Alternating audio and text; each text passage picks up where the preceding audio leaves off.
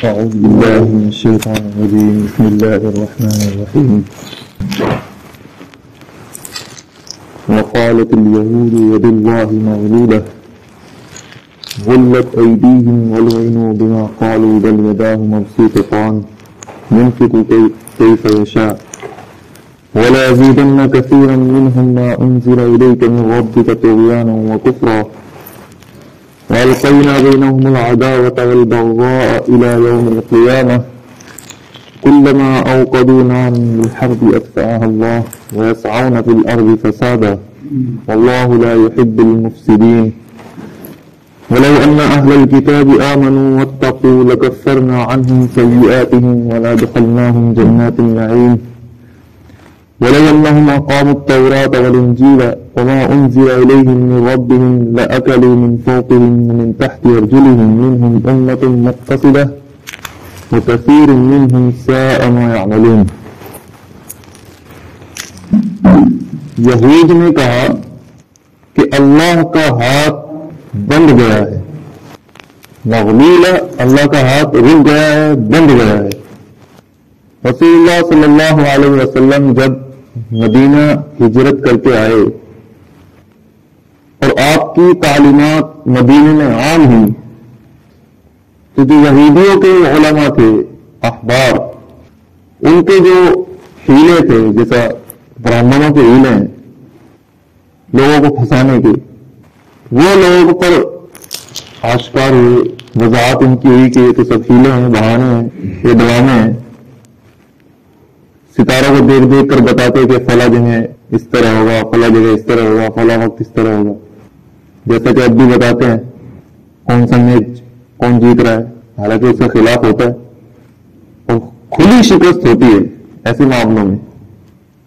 جو بھارت کے ساتھ میچ تھا تو 11 برہمنوں نے ٹی وی پر بیٹھ کر پہلی پیشن گوئی کی تھی کہ جی انڈیا ہی جیت رہی ہے۔ تو اللہ رب العالمین وضاحت کرتے رہتے ہیں موقع موقع پر، خلاف کر کے ان باتوں کا۔ تو جب ان کی باتیں واضح ہوئی لوگوں پر تو ان کے نذرانے ملنے بند ہو گئے، لوگ ان کے پاس جانے بند ہو گئے اور حق کا انکار کرنے کی وجہ سے ان کی فصلوں میں برکتیں ختم ہو گئی۔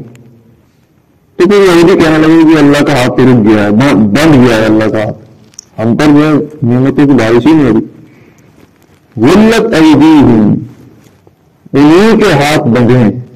یا انہی کے ہاتھ بند گئے ہیں۔ یہ اگر اس کو بددعا کے معنی میں لیا جائے تو انہی کے ہاتھ باندھے جائیں گے قیامت کے روز۔ وَلْعِنُوا بِمَا قَالُوا، اور ان کو رحمت سے دور کر دیا گیا اس وجہ سے جو انہوں نے کہا، اس قول کی وجہ سے ان کو رحمت سے بھی دور کر دیا گیا۔ بلکہ اللہ رب العالمین کے بل یداہ مبسوطتان، بلکہ اللہ کے دونوں ہاتھ کھلے ہوئے ہیں۔ ينفق كيف يشاء، جس طرح بھی چاہتا ہے خرچ کرتا رہتا ہے، موقع پر کبھی کسی کو زیادہ دیتا ہے، کبھی کسی کو کم کر دیتا ہے۔ وَلَيَزِيدَنَّ كَثِيرًا مِّنْهُمْ مَا أُنزِلَ إِلَيْكَ مِن رَّبِّكَ طُغْيَانًا وَكُفْرًا، اور وہ لوگ سرکشی اور کفر میں زیادہ ہو جاتے ہیں، اور جو آپ پر نازل کی جاتی ہے وہ کتاب ان کو سرکشی اور کفر میں ان میں سے بہت سے کو اور بڑھا دیتی ہے۔ ابھی مثلا ایک پارہ نازل ہوا، انہوں نے اس کا انکار کیا تو ایک پارے کا انکار کرنے والے ہوئے، پھر دوسری صورت نازل ہوئی تو دوسری صورت کا انکار کرنے والے بھی ہوئے، یعنی انہوں نے اب 2 چیزوں کا انکار کیا۔ اسی طرح جب آیتیں نازل ہوتی رہی اور صورتیں نازل ہوتی رہی تو انکار میں ان کے اضافہ ہوتا گیا۔ تو اسی کو اللہ رب العالمین نے فرمایا کہ جو جو تم پر نازل ہوتا جا رہا ہے آپ پر اے نبی، یہ ان کو سرکشی میں اور کفر میں اور زیادہ بڑھا رہا ہے۔ وَأَلْقَيْنَا بَيْنَهُمُ الْعَدَاوَةَ وَالْبَغْضَاءَ، اور ہم نے ان کے درمیان دشمنی ڈال دی ہے اور ان کے درمیان ہم نے بغض ڈال دیا ہے قیامت تک کے لیے، اِلَى يَوْمِ الْقِيَامَةِ، قیامت تک ان کے درمیان۔ اس قول کی وجہ سے اور ان کی سرکشی کی وجہ سے اللہ نے ان کے درمیان عداوتیں ڈال دی۔ کلما اوقدوا نارا للحرب اطفاها اللہ، جب بھی وہ آگ بھڑکاتے ہیں جنگ کی تو اللہ اس کو بجھا دیتا ہے۔ جب بھی کوشش کرتے ہیں، جیسا کہ انہوں نے کوشش کی تھی مکہ والوں کے ساتھ سب کو کتابت کر کے کہ آپ ہمارے ساتھ آئیں اور ہم سے مل کر ایک ہی مرتبہ میں تباہ کرتے ہیں، تو اللہ نے اس کو بھی بجھا دیا، وہ بھی ان کی سازش ناکام ہوئی۔ تو اللہ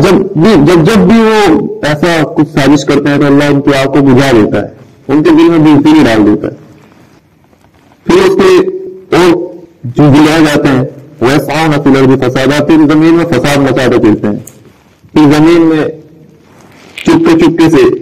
فساد مچاتے ہیں۔ واللہ لا يحب المفسدین، اور اللہ رب العالمین فساد کرنے والوں کو بھی پسند نہیں کرتے۔ ولو ان اہل الکتاب آمنوا واتقوا لکفرنا عنہم سیئاتہم، اب نصیحت ہے ان کو کہ اور اگر اہل کتاب ایمان لے آتے، تقوی اختیار کرتے، تو ہم ان کے تمام گناہ معاف کر دیتے اور ان کو نعمتوں کے باغات میں داخل کرتے، جنت میں ان کو داخل کرتے، نعمتوں والی جنت میں ان کو داخل کرتے اگر وہ ایمان لے آتے، تقوی اختیار کرتے۔ اور اگر وہ ولو انہم اقاموا التوراۃ والانجیل، اور اگر وہ تورات اور انجیل پر عمل کرتے اور اس پر جو ان کی جانب، ان کے رب کی جانب سے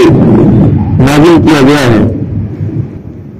لَأَكَلُوا مِن فَوْقِهِمْ وَمِن تَحْتِ أَرْجُلِهِمْ، تو وہ کھاتے اپنے سروں سے بھی اور اپنے پیروں کے نیچے سے بھی، یعنی آسمان سے بھی ان کے اوپر رحمت کی بارش ہوتی، بارشیں خوب ہوتی، غلہ خوب اگتا۔ ان کے لیے ایک قید تھی کہ اگر وہ ایمان لاتے تو پھر ان کو یہ کہنے کی ضرورت نہ پڑتی کہ اللہ کا ہاتھ رک گیا ہے، بلکہ ایمان لاتے، تقوی اختیار کرتے تو دوسرے صحابہ بھی تو تھے کہ جن کے قدموں میں کیسے کسرا کے کنگن جن کے قدموں میں تھے، بڑی بڑی سلطنتیں ان سے کانپتی تھی، لیکن دوسری طرف جنہوں نے انکار کیا پھر وہ شکایت کر رہے ہیں کہ اللہ کا ہاتھ تو ہم سے رک گیا ہے، اللہ کا ہاتھ بند گیا ہے، بلکہ اللہ کا ہاتھ کھلا ہوا ہے، وہ جیسے چاہتا ہے خرچ کرتا ہے۔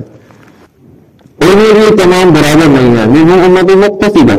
ان میں سے بعض تو وہ ہیں جو سیدھے راستے پر ہیں، بعض تو سیدھے راستے پر ہیں، جیسے کہ حضرت عبداللہ بن سلام وہ یہودیوں میں سے تو ایمان لے آئے تھے، اور نصارہ میں سے جو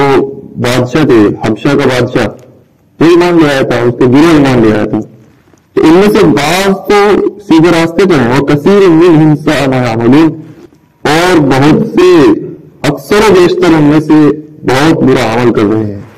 برا عمل یہی ہے کہ انہوں نے قرآن کا انکار کیا ہے، نبوت کا انکار کیا ہے، خود اپنی کتابوں کا انکار کیا ہے،